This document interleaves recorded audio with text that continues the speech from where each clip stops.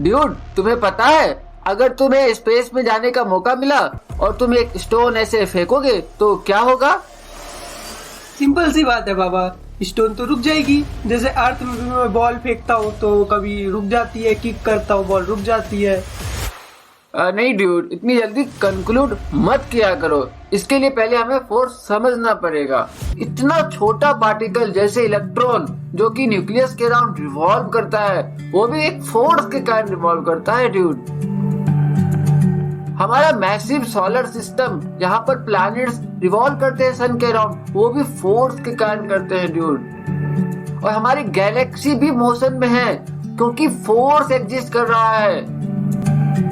तुम देख सकते हो ड्यूड, आसमान से पाताल तक, छोटी चीजों से लेकर बड़ी चीजों तक सब में फोर्स एक्ट हो रहा है ड्यूड। तो अब हम फोर्स को और भी अच्छे से समझते हैं।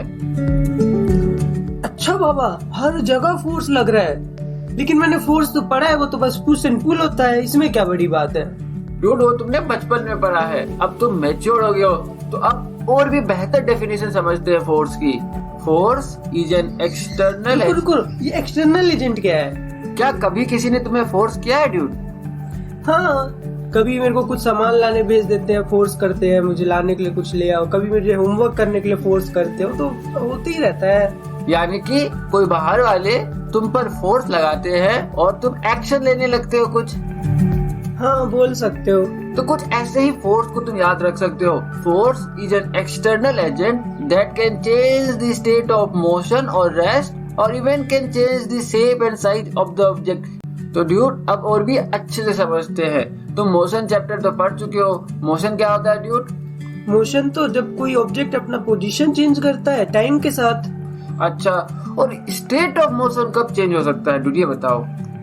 स्टेट ऑफ मोशन जब कोई अपना डायरेक्शन चेंज करे या स्पीड चेंज करे।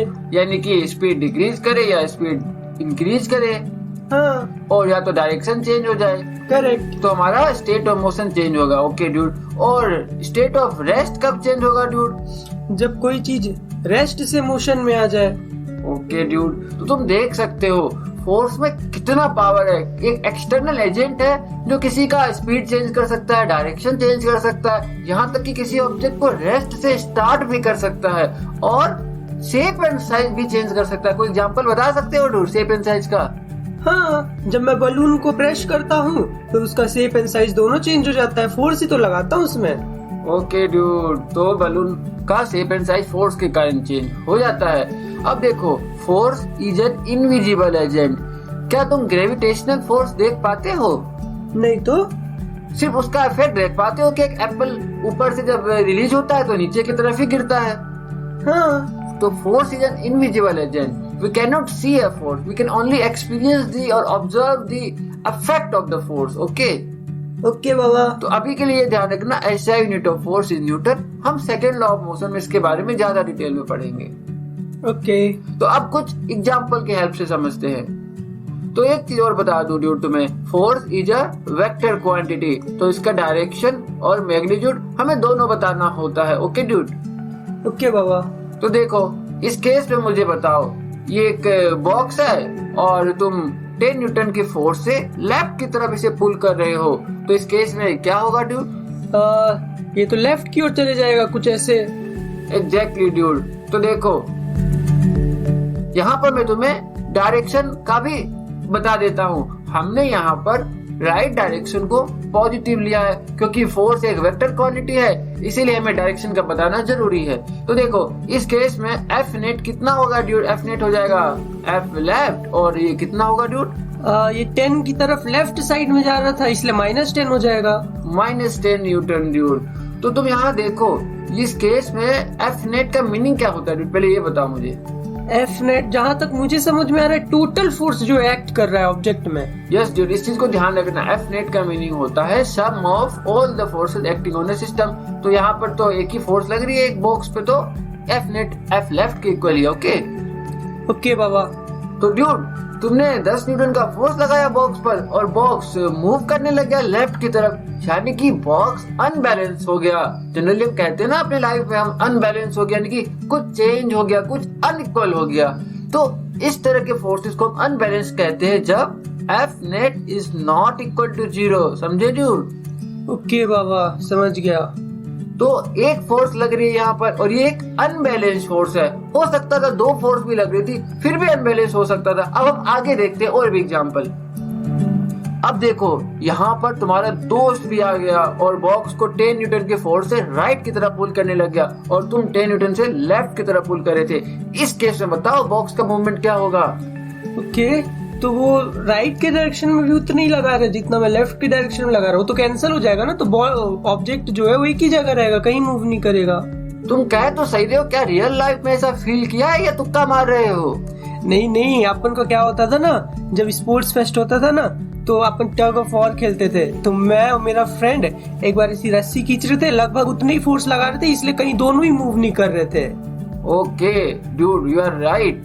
तो ड्यूड इस केस में मैथमेटिकली बताओ एफ नेट कितना आएगा? एफ नेट आएगा मेरा फोर्स और मेरे फ्रेंड का फोर्स दोनों को सम कर देंगे। तो मेरा तो है -10 हो जाएगा, क्योंकि आपने राइट साइड पॉजिटिव लिया है, मैं लेफ्ट साइड खींच रहा हूँ, और मेरे फ्रेंड का +10 हो जाएगा क्योंकि वो राइट हैंड साइड खींच रहा है। तो दोनों का सम ये देखो 0 तो आ रहा है। अब समझो ड्यूड, इस केस में बॉक्स पर फोर्सेस तो लग रहे थे। तुम्हारा दोस्त भी 10 न्यूटन लगा रहा था और तुम भी 10 न्यूटन लगा रहे थे, लेकिन फोर्सेस बैलेंस हो गई है कुछ। बैलेंस का मतलब समझो ड्यूड, कहते हैं ना बैलेंस हो गया कुछ, मतलब कि बराबर हो गया है। तो इस केस में फोर्सेस बैलेंस्ड है और इसमें क्या होता है dude, F net equals to 0। Okay, मतलब जब भी एफ नेट 0 आएगा तब भी हम बोलेंगे वो बैलेंस्ड फोर्स है। एग्जैक्टली तो ये ध्यान रखना ड्यूड। और बैलेंस कब होगा? जब एक फोर्स के अपोजिट दूसरी फोर्स होगी जो सेम मैग्नीट्यूड की होगी और डायरेक्शन अपोजिट होगा ड्यूड, ठीक है? ठीक है, मतलब सब एक दूसरे को कैंसिल कर देंगे। Exactly dude. अब एक लास्ट एग्जांपल करते हैं। तुम्हारा दोस्त ज्यादा खा के आ गया था तो ज्यादा फोर्स लगा पाया। इस केस में बताओ एफ नेट क्या होगा और बॉक्स के साथ क्या होगा? ओके, तो मेरा दोस्त 20 न्यूटन का फोर्स लगा रहा है राइट की साइड, मैं तो 10 ही न्यूटन का लगा रहा हूँ। मतलब ऐसा कुछ मूव करेगा बॉक्स राइट हैंड साइड बाबा? Exactly dude. तो ड्यूड तुम देख सकते हो F net equals to F right plus F left equals to 10 newton. इसका मतलब F net is not equal to 0। और इसका क्या मतलब हुआ ड्यूड? इसका मतलब ये है अनबैलेंस्ड फोर्स। एग्जैक्टली अनबैलेंस है ना। देखो तुम्हारा दोस्त ज्यादा लगा रहा है, तुम कम लगा रहे हो, और बॉक्स तो अनबैलेंस हो गया इसलिए चल पड़ा। ओके, तो ड्यूड अब हम डिवाइड कर लेते हैं बैलेंस एंड अनबैलेंस फोर्सेस। देखो forces are said to be balanced if they are equal in magnitude and opposite in direction. और इस केस में एफ नेट हो जाएगा 0 और अनबैलेंस के केस में क्या होगा ड्यूड? नेट फोर्स एक्ट करेगा एक ऑब्जेक्ट पर और F net is not equal to 0। Third point देखते हैं dude, balanced force can change shape and size and unbalanced force can also change shape and size. इसको देखते हैं एग्जांपल की हेल्प से। देखो ड्यूड, यहाँ पर एक बलून है और अब मैं अपने दोनों हाथों से इसको प्रेस कर रहा हूँ। सेम फोर्स है लेकिन अपोजिट डायरेक्शन है, तो ये बलून का शेप और साइज चेंज हो गया। ओके, मतलब ये बैलेंस्ड है फिर भी शेप एंड साइज चेंज हो गया। हाँ, इस केस में देखो ड्यूड, मैं सुई से एक बलून को चुभो रहा हूँ, देखो क्या होगा। अरे बाबा, ये फूट गया। एग्जैक्टली मैंने एक अनबैलेंस फोर्स लगाया और ये बलून का शेप एंड साइज चेंज हो गया। अंदर जो भी पानी था वो तो चला गया ड्यूड। ओके, मतलब अनबैलेंस्ड फोर्स भी शेप एंड साइज चेंज कर सकता है। तुम देख सकते हो, तुम कोई भी एक पत्थर लो और दीवार पर जोर से मारो, वो पत्थर टूट जाता है, तो उसका शेप एंड साइज तो चेंज हो गया ना dude. Correct correct. Last point देख लेते हैं ड्यूड, बैलेंस फोर्स कभी भी ऑब्जेक्ट का स्टेट ऑफ मोशन और रेस्ट चेंज नहीं कर सकता, इसको ध्यान देना। और अनबैलेंस फोर्स जब भी लगेगा it will change the state of motion और रेस्ट। ये इतना समझ नहीं आ रहा पापा, एक बार समझा सकते हो क्या अच्छे से? ठीक है, मैं बताता हूँ डूड। जैसे कि हमने स्टेट ऑफ मोशन का मीनिंग पता है कि ऑब्जेक्ट की स्पीड, ऑब्जेक्ट का डायरेक्शन।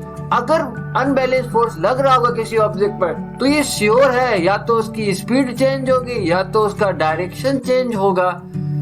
और या तो हम अनबैलेंस फोर्स से किसी ऑब्जेक्ट को रेस्ट से मोशन में ला सकते हैं और किसी मूविंग ऑब्जेक्ट को मोशन से रेस्ट पे भी ला सकते हैं, लेकिन बैलेंस फोर्स ये सब चीजें नहीं कर पाएगी।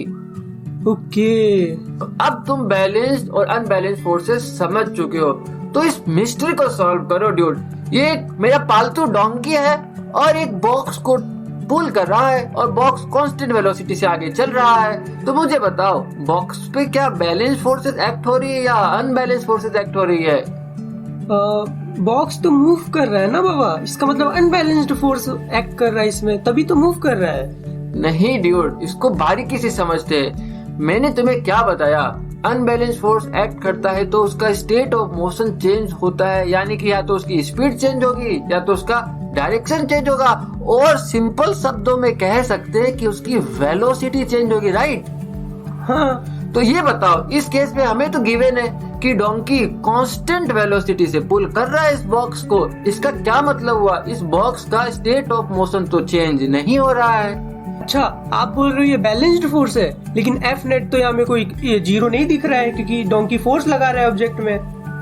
ड्यूड, तुम्हारा सोचना तो सही है, डोंकी फोर्स लगा तो रहा ऑब्जेक्ट पर राइट की तरफ, लेकिन एक और फोर्स लग रही है इस बॉक्स पर लेफ्ट की तरफ, और ये दोनों फोर्स एक दूसरे को कैंसिल आउट कर रहे हैं, यानी कि बैलेंस कर रहे हैं। और इस फोर्स के बारे में तुम आगे समझोगे और भी अच्छे से, इसको फ्रिक्शन फोर्स कहते हैं। तो ड्यूड, इस केस में एफ नेट आ गया हमारा 0, और हम इतने कॉन्फिडेंस के साथ इसीलिए कह सकते हैं ड्यूड कि एफ नेट 0 है क्योंकि ऑब्जेक्ट कांस्टेंट वेलोसिटी से मूव कर रहा है। इसलिए हमेशा ये ध्यान रखना ड्यूड, ओके? इसका मतलब आप ये कहना चाह रहे हो, जब भी ऑब्जेक्ट कांस्टेंट वेलोसिटी से मूव कर रहा है तब उसका स्टेट ऑफ मोशन तो चेंज नहीं हो रहा है, मतलब उसमें जितने भी फोर्स लग रहे हैं वो एक दूसरे को कैंसल आउट कर दे रहे हैं, इसलिए बैलेंस्ड फोर्स हो गया। Exactly dude. तो ड्यूड, जब हम एक बुक को एक टेबल पे पुश करते हैं और हाथ अपना रिमूव कर लेते हैं तो ये बुक रुक क्यों जाती है? ये तो नॉर्मल सी बात है बाबा। मैं जब बॉल भी खेलता हूँ तो किक करता हूँ, रुकी जाती है ग्राउंड में आगे जाके कुछ देर बाद, और कुछ भी पुश एंड पुल करता हूँ तो रुकी जाता है। ये तो नॉर्मल सी बात है, हमेशा होता है, इसमें क्या बड़ी बात है? ऐसा नहीं है ड्यूड, चीजों को ऑब्जर्व करो, कुछ भी नॉर्मल नहीं होता, उसके पीछे एक साइंस होती है ड्यूड। ड्यूड, सिर्फ तुम ही ऐसा नहीं सोचो कि कोई चीज अपने आप रेस्ट पर आ जाती है। गैलीलियो और न्यूटन से पहले जितने भी साइंटिस्ट थे ना, वो भी इसी भ्रम में जी रहे थे कि rest is the natural tendency of a moving object, तो कोई भी ऑब्जेक्ट अपने आप टाइम के साथ रेस्ट पे आ जाएगी। वो तो गैलीलियो ने आउट ऑफ द बॉक्स सोचा कि कुछ तो रेस्पॉन्सिबल होगा, कुछ तो गड़बड़ है गया, तो उसके दिमाग में आ गया ये चीज कि कोई तो अपोजिंग फोर्स थी जो कि रेस्पॉन्सिबल है एक मूविंग ऑब्जेक्ट को रेस्ट पे लाने के लिए। ड्यूड, तुम कैरम तो खेले ही होगे। हाँ बाबा, ये तो सभी खेलते हैं। तो ये हमारा स्ट्राइकर है। तुम मुझे पहले ये बताओ, इसको मूव कराने के लिए हमें क्या करना पड़ेगा? एक फोर्स लगाना होगा। ओके, यानी कि गॉट इट राइट। एक स्ट्राइकर रेस्ट पर है तो उसको मोशन में लाने के लिए हमें फोर्स लगाना पड़ेगा, ठीक है? तो ये रुक गया थोड़ी देर बाद। हाँ, तो रुक ही जाएगा ना बाबा, ये तो ऐसे ही होता है हमेशा। अच्छा, थोड़ा पाउडर डाल देते हैं। अब बताओ, स्ट्राइकर को हिट करने के बाद क्या होगा ड्यूड? सिंपल, थोड़ा ज्यादा दूर चलेगा क्योंकि सरफेस स्मूथ हो गया है ना बाबा अब तो पाउडर डालने से। अच्छा ड्यूड, तो तुम कह रहे हो ये ऑटोमेटिक रेस्ट पर आ गया स्ट्राइकर? हाँ। अच्छा, मुझे ये बताओ, जब तुमने इसे यहाँ से मूव किया था तब तुमने बोला एक फोर्स लगाया, ठीक? हाँ। और जब ये यहाँ पर रिबाउंड किया तो भी यहाँ पर इस पर एक फोर्स लगा। हाँ। तो ये रुक ऑटोमेटिक कैसे गया है ड्यूड? तो रुक ही जाता है ना बाबा, तो हमेशा हर चीज रुक जाता है, बॉल भी मैं किक करता हूँ रुक जाता है। नहीं, मुझे ये बताओ, हमें यहाँ पर रेस्ट से इसको मोशन में लाने के लिए भी फोर्स लगा, यहाँ पर इसकी डायरेक्शन चेंज हुई फिर भी एक फोर्स लगा, तो इस जर्नी के बीच में भी तो कुछ हुआ होगा ना ड्यूड, जिसके कारण ये रेस्ट पर आ गया। ये तो पता नहीं बाबा। ड्यूड देखो, मैं तुम्हें समझाता हूँ। स्ट्राइकर पर फ्रिक्शन फोर्स लग रहा था ड्यूड, जिसके कारण इसका मोशन स्टॉप हो गया। ओके, इसको समझते हैं। देखो, अगर मैं जूम करके दिखाऊंगा ना तुम्हें, तो ये हमारा स्ट्राइकर है और ये बोर्ड है, इन दोनों का सरफेस कुछ ऐसा दिखेगा जूम करने पे। हाँ, लेकिन ऐसी तो एकदम स्मूथ ही दिखता है। हाँ, मॉलिक्यूलर लेवल पे कुछ ऐसा होता है ड्यूड। ये तो बहुत खड़दड़ा सा है। एग्जैक्टली। तो तुम देख सकते हो रफ सरफेस होने के कारण कैसे ये दोनों आपस में इंटरलॉक हो रहे हैं। ओके, और अच्छा, इस कारण ये थोड़ा मूव करने में परेशानी होता है। Exactly dude. अब हम क्या करते हैं ना, अब हम थोड़ा सा पाउडर डाल देते हैं ड्यूड। तो देखो, ये स्पेस जो रफ थी, जो थोड़ी अनइवन थी, वो अब फिल हो रही है। अब देखो इसका मोशन, अब थोड़ा मूव करने लगा ये। क्योंकि एग्जैक्टली। खरदड़ापन कम हो गया ना बाबा। हाँ, तो फ्रिक्शन कम हो गया है ड्यूड। ओके। अब हम और भी इसको स्मूथ कर देते हैं, तो अब तो भाई फ्रिक्शन बहुत ही कम हो गया। अब इसका मोशन देखो कितना स्मूथ हो गया है। अरे मतलब आप कह रहे हो ये खुरदुरापन के कारण फ्रिक्शन फोर्स आता है? Exactly dude. Rough the surface जितनी ज्यादा रफ होगी उतनी ज्यादा फ्रिक्शन फोर्स होता है। ये तो मस्त चीज बताया बाबा, अब समझ आया। मतलब जितना पाउडर डालते जा रहे हो वो स्मूथ होता जा रहा है, इसलिए गोटी ज्यादा दूर गया था। एग्जैक्टली, क्योंकि फ्रिक्शन फोर्स कम हो गया था अब। अच्छा एक बात बताओ बाबा, अगर मैं पूरा स्मूथ कर दूं, मतलब फ्रिक्शन फोर्स लगे ही ना, तो यह हमेशा चलते ही जाएगा, गोटी कभी रुकेगा नहीं? हमेशा ही चलते जाएगा। तुम्हारे घर में कोई आके देखेगा ना, बोलेगा कि क्या चल रहा है, कोई भूत खेल रहा है क्या, ऐसे लेकिन चलता ही रहेगा। ये तो थोड़ा विश्वास सा नहीं हो रहा है बाबा। फोर्स है ड्यूड, विश्वास तो करना पड़ेगा। तो फ्रिक्शन फोर्स हमने देखा, it is present between the two surfaces in contact and it always opposes the relative motion between the two surfaces. यहाँ पे तुमने क्या देखा था, ये बोर्ड था, ये स्ट्राइकर था। तो बोर्ड तो रेस्ट पे था, स्ट्राइकर को इसने भी रेस्ट पे ला दिया फ्रिक्शन के कारण। तो देख सकते हो इसने मोशन को अपोज किया स्ट्राइकर को और अल्टीमेटली रेस्ट पर आ गया स्ट्राइकर। ओके, मतलब आप कह रहे हो फ्रिक्शन फोर्स हमेशा दो सरफेस के बीच में लगता है। हाँ, and it opposes the motion. अगर स्ट्राइकर ऐसे जा रहा है तो फ्रिक्शन फोर्स लेफ्ट की तरफ लगेगा। अच्छा, जब मैं बॉल किक करता हूँ तो यहाँ वहाँ भी एक्ट करता है? एग्जैक्टली, बॉल जो रुकती है ना हमारी, वो फ्रिक्शन फोर्स के कारण ही रुकती है। हमारा फुटबॉल, ये तुमने किक किया, अब देखो टाइम, थोड़े टाइम के बाद ये रेस्ट पे आ जाएगी। अच्छा, गैलीलियो यही ऑब्जर्व किया? यस ड्यूड, गैलीलियो ऑब्जर्व किया कि कोई भी फोर्स रिक्वायर्ड होती है एक मूविंग ऑब्जेक्ट को रेस्ट पर लाने के लिए, अपने आप कुछ भी नहीं होता ड्यूड। ओके। अब तुम्हें समझ आया, जब तुम बुक को राइट की तरफ पुश कर रहे थे तो फ्रिक्शन फोर्स किधर लगेगी? लेफ्ट की साइड, ऑपोजिट साइड। एग्जैक्टली, तभी तो रुका बुक।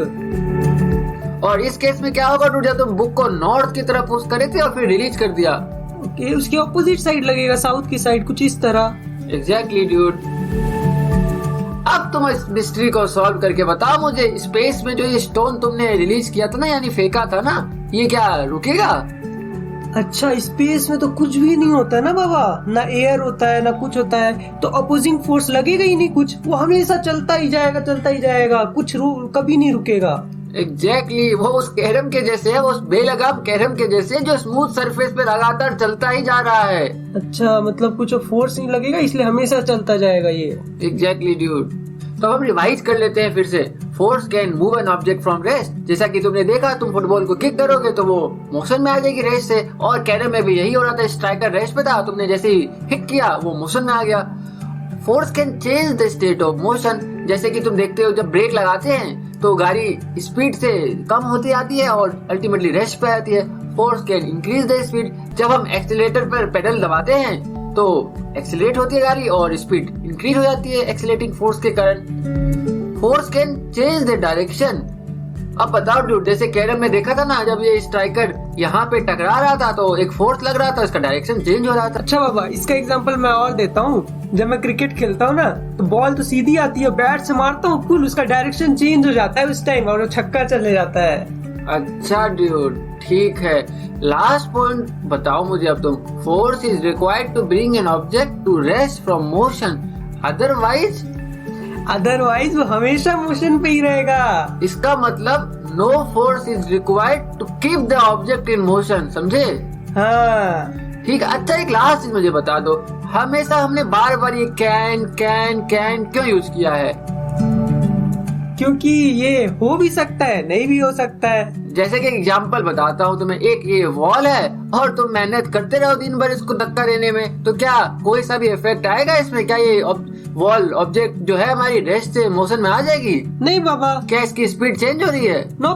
क्या इसका डायरेक्शन चेंज हो रहा है? नहीं। क्या इसका शेप एंड साइज चेंज हो रहा है? नहीं बोला ना यार। तो ठीक है ड्यूड, अब तुम समझ चुके हो, लेकिन अब तुम्हें क्वेश्चंस के होकर जानना है, अपने कॉन्सेप्ट्स को अप्लाई करना है। और जैसे कि हमने पढ़ा है रिसर्च कर कि हमारी लर्निंग तब मजबूत होती है जब हम खुद से कोई चीज करते हैं, तो तुम्हें अब खुद से करना है ड्यूड। ओके बाबा, क्योंकि वीडियो देखने से तो कुछ नहीं होगा, प्रैक्टिस करने से होगा। यस।